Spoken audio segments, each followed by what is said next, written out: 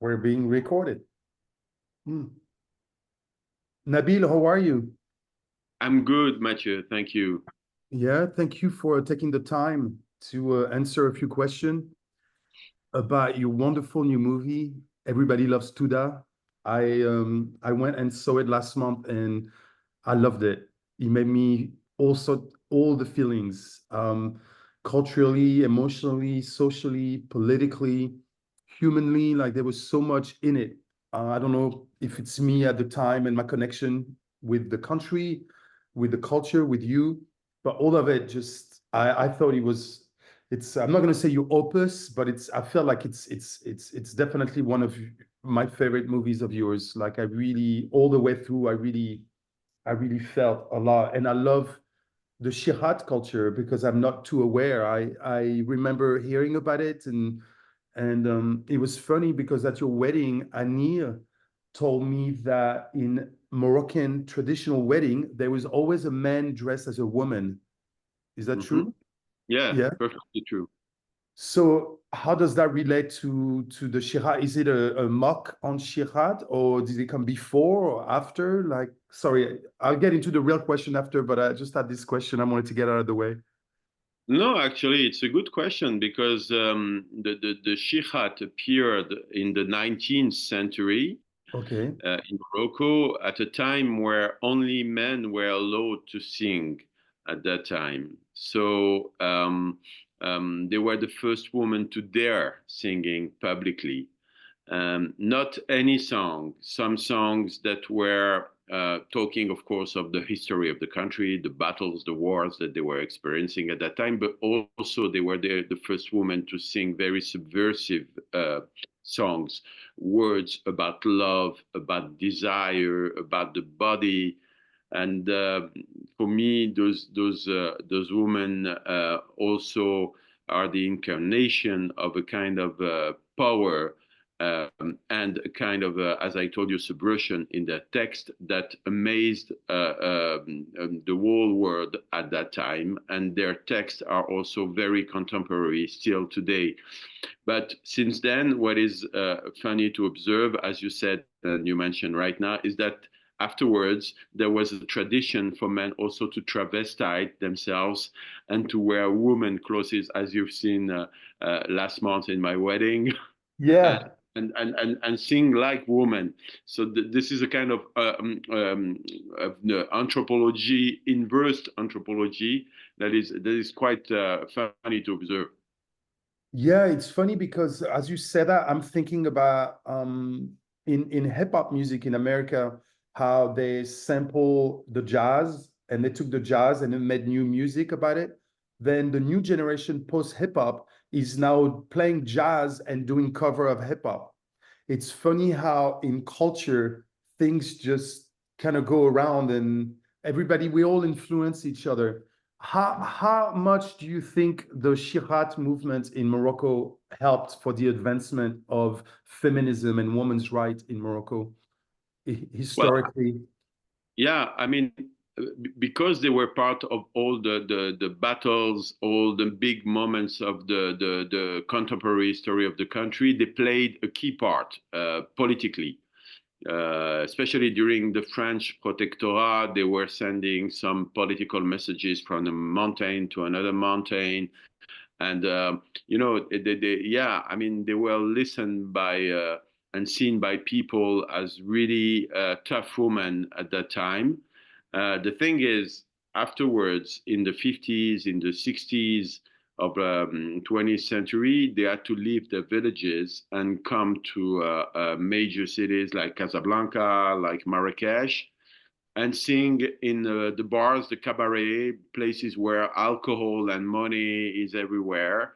And from that time, the sad things is that the image begin to change towards the audience, and they Mhm. were more seen like prostitutes than artists.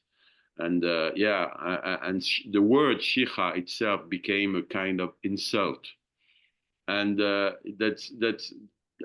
that's a kind of paradox because people still love them.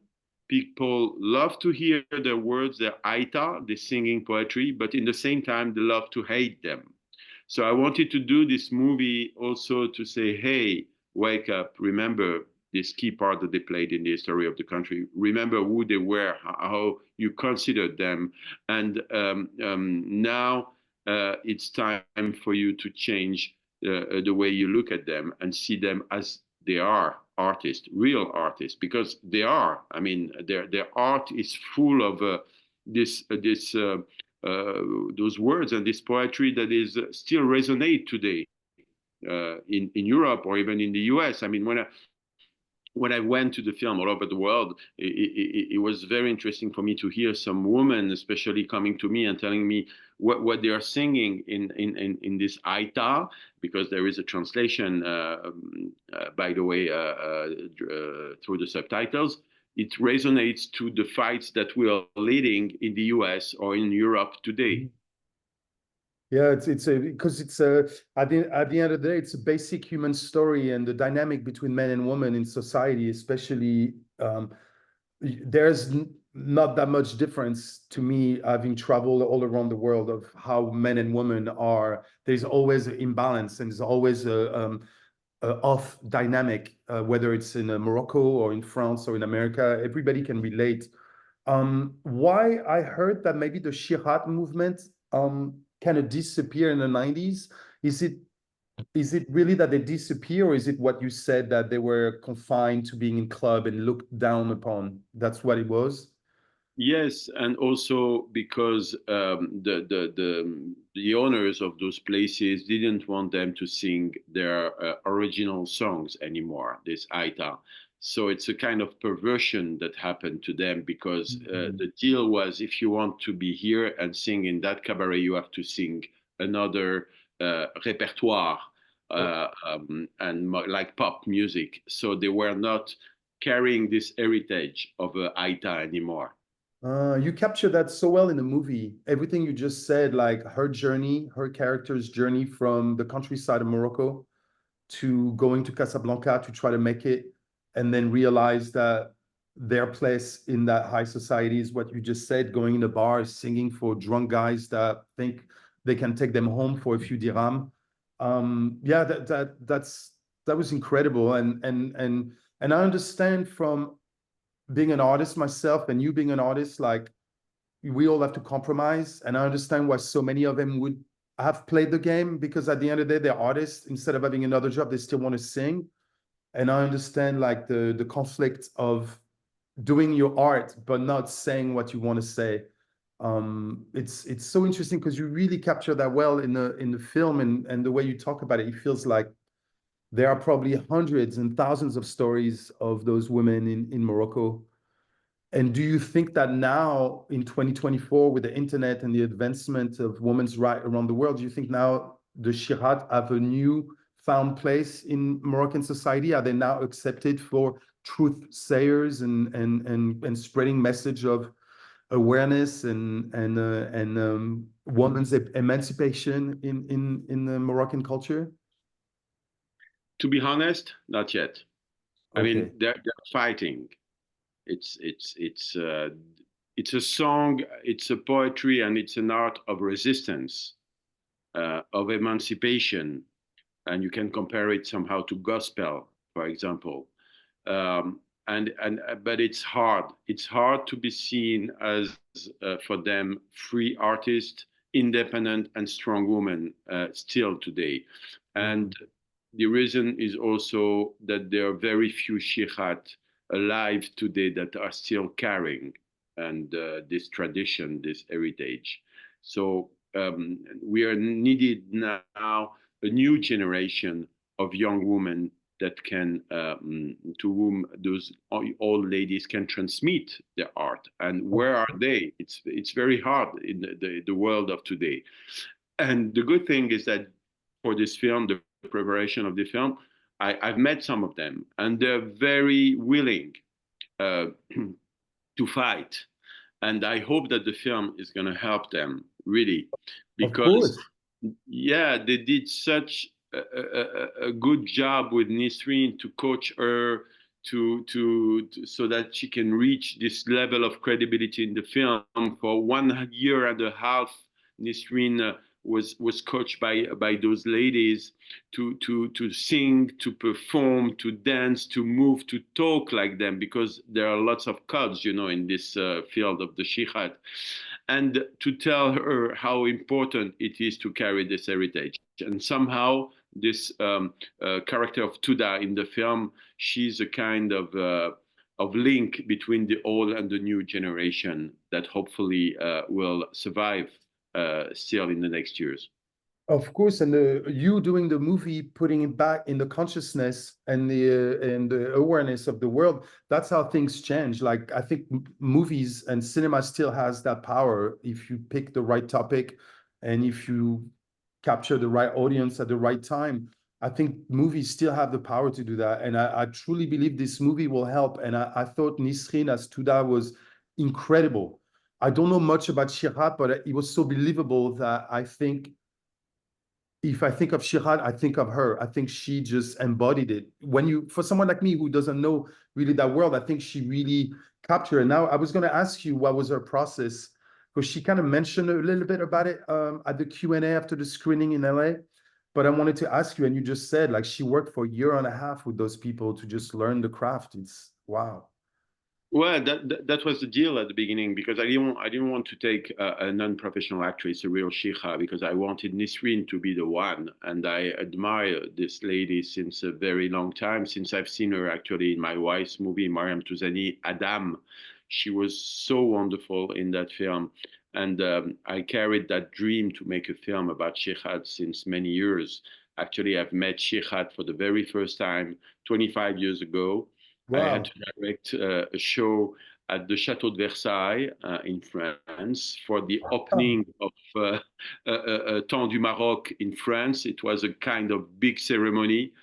And at that time, there was like in this big Château de Versailles castle, I switched off all the light, and I asked the Shikha to sing their Aita for this French audience that have never heard that in their life. And they would sing that night something that I will never forget. And since that time, there was a kind of link between the two of us.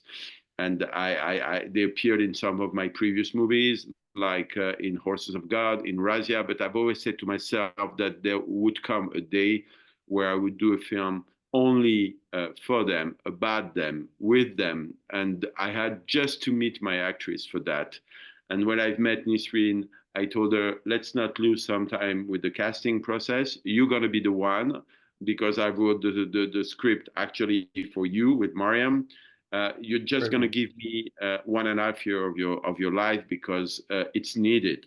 It's needed. And she did such an extraordinary work with a shihad that finally disappeared during the preparation of the film. She died, unfortunately, and she left us this tambourine that Nisrin is using in the film. But Nisrin wanted to be credible, wanted to be authentic, to pay a tribute to this woman. That's why she worked so hard, and you can see that in the film. Oh, of course. And did she have any background in singing and music before? Was she a musical actress before? No, it's only work. Only work. I mean, she loved to sing, she loved to perform, to dance, but no background. I mean, it's really Wow. only hard work and coaching. Impressive, really impressive. I hope she gets all the accolades that she deserves, and you, of course, as well. I thought the writing was wonderful. How was the process between you and Miriam? Is Miriam also very knowledgeable and interested in the Shirat culture? And how much information did she have that you didn't? Like how much you, what was the process of you guys writing the script together? Yeah, Mariam and I, we do everything together. We do babies together, we do films together, we write scripts. Fusion, 100% fusion. Amazing. Absolutely. And the good thing is that it's very natural. We are like, we're not waking up a day and say, hey, let's do a script together. No, it happens because we share the same vision of the world. We have, I mean, our own ways to express ourselves, but we are very united in the process of creation.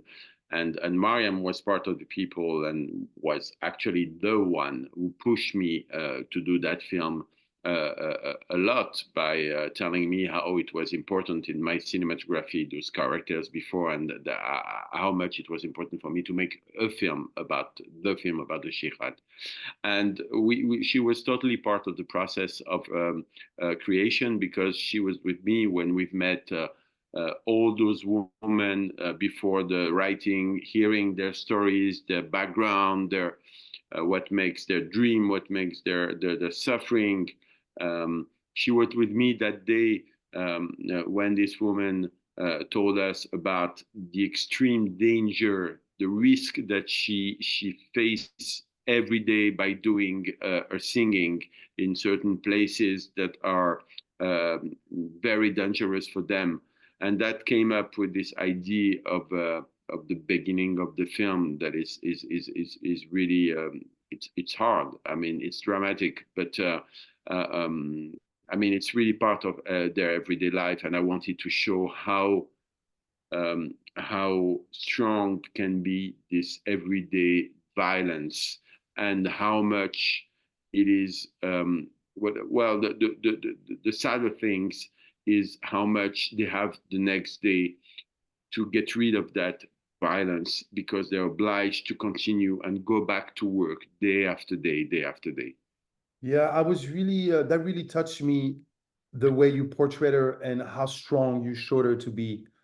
This first scene with the violence of what happened to her, you don't want to fall into a film of like the woman being the victim. I love that you showed woman super strong.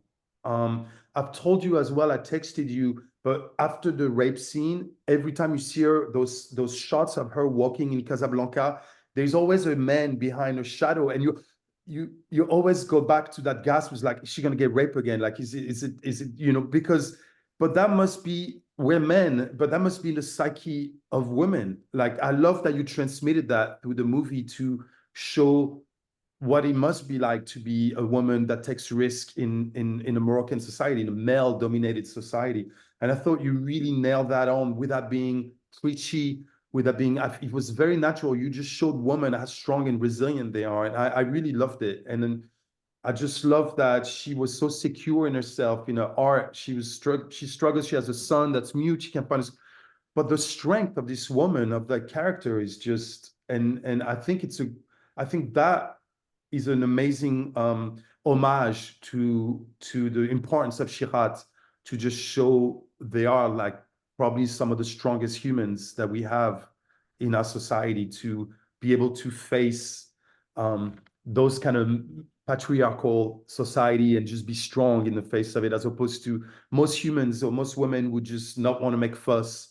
So I thought you really transmitted that really well in the film, that to show that the comparison of like the art and culture and the strength of women. I thought all of that was just perfectly executed. And I'm sure most people feel the same. I had a few friends come and everybody loved the film. Everybody loved the coherence, how coherent he was with all those different emotions and those different characters. And I'm not surprised that people loved it in Morocco. I'm really not surprised. I think it's gonna be. I think it's a huge cultural moment for Shirat and for you.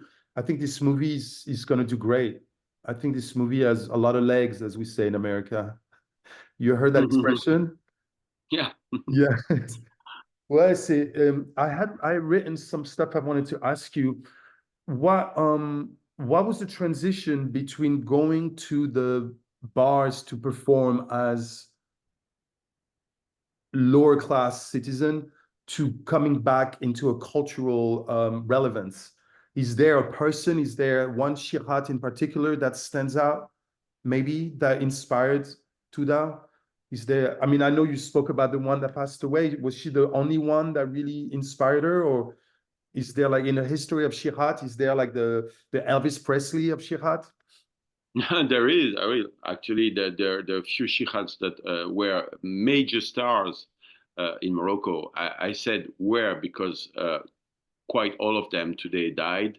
There is one lady actually living not far from here. I'm talking to you from Marrakesh Film Festival right now, where we did the Right. premiere of the film 2 days ago. And there's one lady in Asfi, is a coastal city, 1 hour and a half drive far from Marrakesh. She's the last big sheikha that we have in Morocco. She's 101 year. I've met Wow. her before the shooting.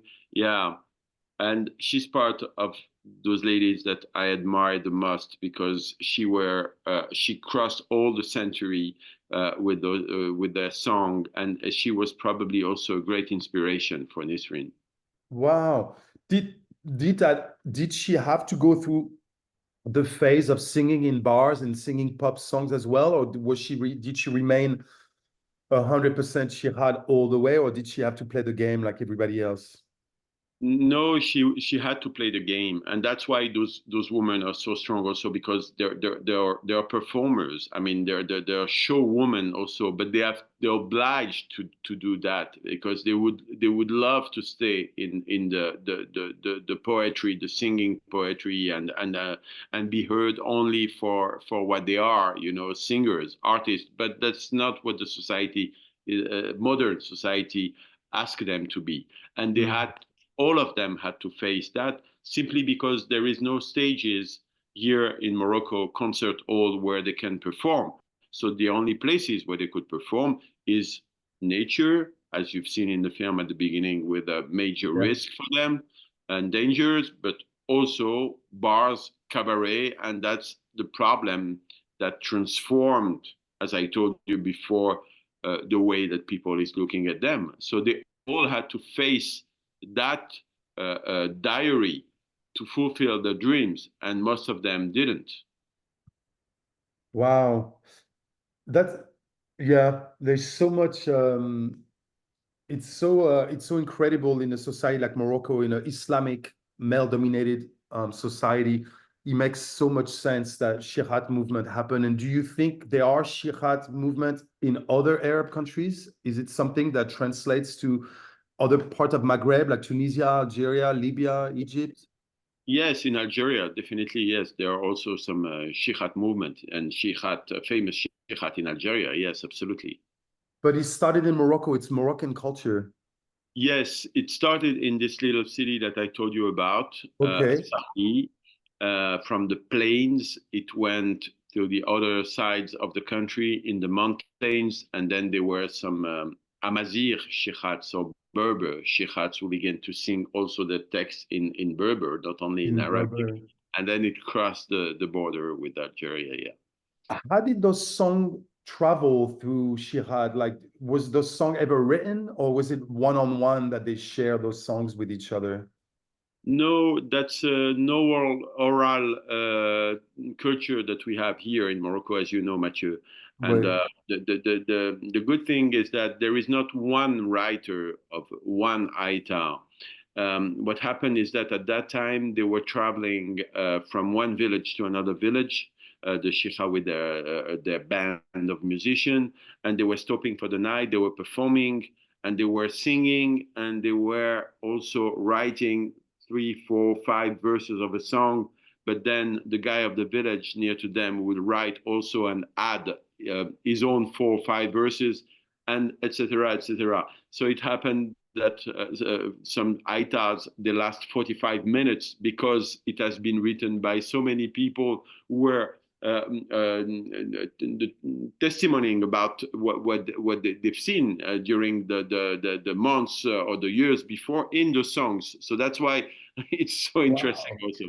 What, so is there a book out there of like of those of that poetry that you can then to help perpetrate the movements, like to help keep the movement alive? Not really. There is a kind of anthology, musical anthology that has been made. There is one book that is talking about the history of Shikhat, but there is not something that you can really relate to. And that's the sad thing. And that's also the reason why I decided to do this film. Wonderful. I think, yeah, I think and you need help. It's definitely an art and culture worth saving. I had a question because you used that wonderful musician from Cabaret Shirad in in the film. But do you think Shirad are more accepted if it's men dressing as a woman than actual woman? in Morocco in 2024? Do you think Cabaret Shirat, if it was just women, they would have the same success, quote unquote, that men dressing as women? Like where does that sit in? No, I guess that men dressing as women make them much more successful as if they were a woman singing. Yeah, Crazy. absolutely. Yeah, that's insane. It's so crazy. Wow. Do the Cabaret Shirat actually performs real Shirat song, or is just that it's a play on the culture and then they sing pop It's a song? mix. It's a It's a mix. mix. Yes. Okay. So now it's the fusion now of the Shirat movement would be a bit of pop and a bit of political since the journey that they have to take. Yes, absolutely. You can see some new bands today that are taking the repertoire of the Shihat and remix them, rearrange them, and it gives some actually some beautiful things that you can hear. But I mean, the most important thing we have to focus on is because that is good, but it's also to protect the original songs Of and course, the that art. yes, absolutely. Origin, yeah. Oh, yeah, yeah, you have to do that. It's really interesting because I was talking about that not too long ago with a friend. In the 60s and 70s, music was the way that everybody got their news. Bob Dylan, they would tell kids and teenagers, this is where the world is, this is what's fucked up, what's messed up. And we've lost that in 2024, COVID and all the stuff we've gone through. There's no messages in music anymore because people don't rely on music to get messages. They have social media, they have tons of news. So music has lost a little bit of that potency to me, that cultural, that lineage of like, so we have to go back to music from the 60s and 70s because nothing has changed. So it's actually it's quite timeless, as you were mentioning with the Shihat song before. But it's wonderful to me. I'm fascinated by the Shihat movement because it's a style of music that is still using music as a medium to tell you what's really happening on the ground. It's not talking about shopping and futile nonsense thing that music is rooted in now.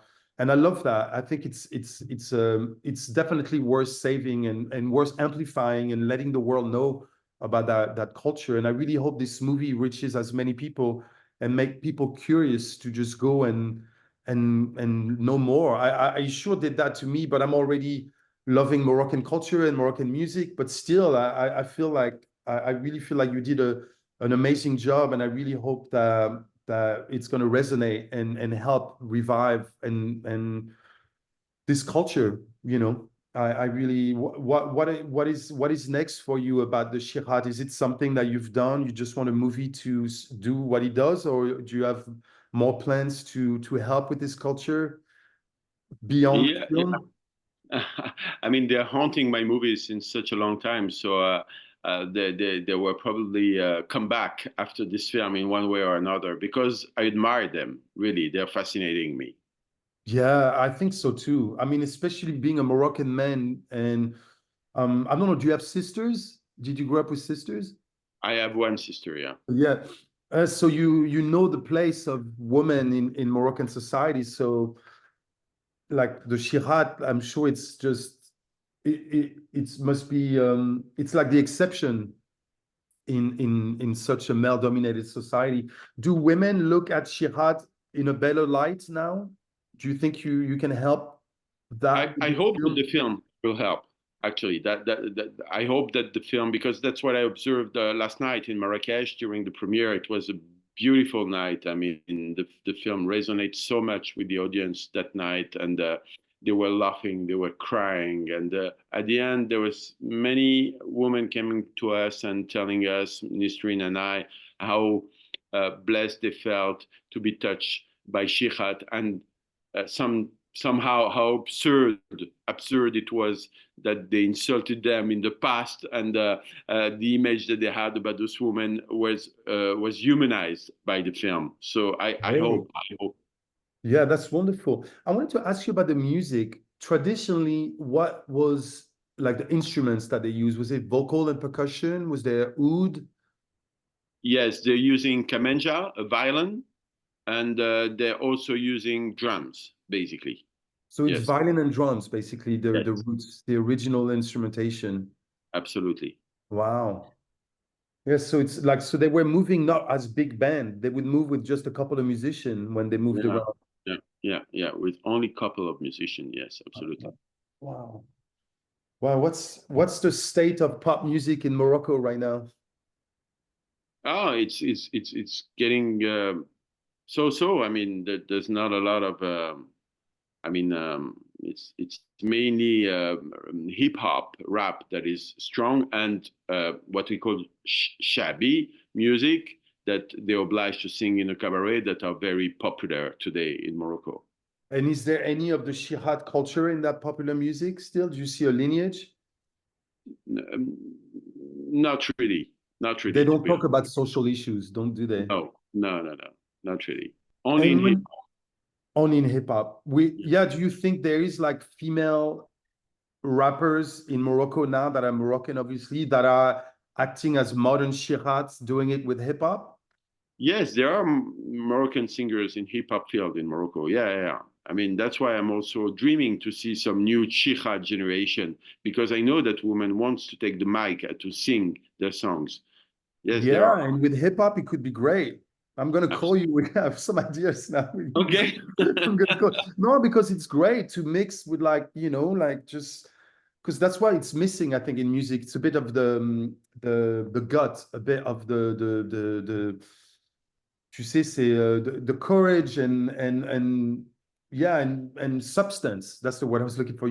Where's the substance? Like aesthetically, it's great. Everybody's got a wonderful video, but that's what your movie is about. It's like the substance, and some substance is dangerous, but we need that. We're in a time in our world now. We need to put ourselves in danger to move certain walls, even if we are in a better place now that we've ever been in the history of the world. Still, there's still lots of courage to and substance needed. Man, I really hope this movie does and brings you everything you deserve, my brother. I really hope so. Thank And you very much. yeah, I really. What do you want to say something else that we haven't touched about the music and about Shirad, about, is there anything else you want to Well, add? maybe one last thing before my computer crack down because I have 5% battery. All No, right. he's talking a little bit about the mise en scène in the film because this is a film about those women, Shihad. This is a film about tribute to this art of Aïta, but this is also a film of mise en scène. And I hope that people will understand the way I build it, my sequences and my shots in the film, because it was for me a main purpose, especially this last long shot of the film of 8 minutes that is beginning in outside in the taxi where Tuda is going out and getting into the hotel, taking the elevators of 30 floors, you're performing in this scene and then going down.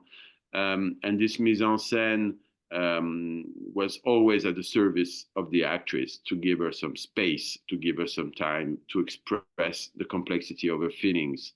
So yeah, I mean it's quite, and I talked about that shot actually in some articles, for example, Variety very recently about the background of this shot because it was important for me not to look for the technical exploit, but to look for the feelings of my actress and how she can be able to express their feelings because the camera is giving her the time and the space for that.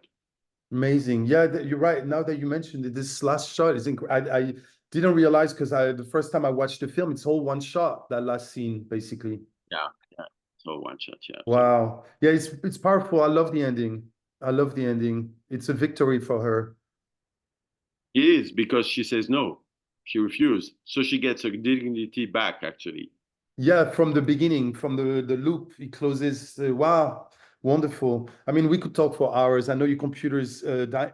If they need more, we can do more tomorrow. I'm around. If they're not happy with the questions or if we have more things, c'est I pas think mon- we said it all, and Okay. I mean it's far than enough. I'm sure that they can edit with all the material that they have. Ouais. Au cas où il y a besoin de quoi que ce soit, tu me tiens au courant, on le refait. Pas de problème, quoi, je suis là. And Merci beaucoup. Non, pas de problème, Nabil. Merci, merci à toi. And I'll call you in a few days when you get back to Casa. I'll touch base. Okay. Okay. Thank you. Talk to Thank you you soon. so much.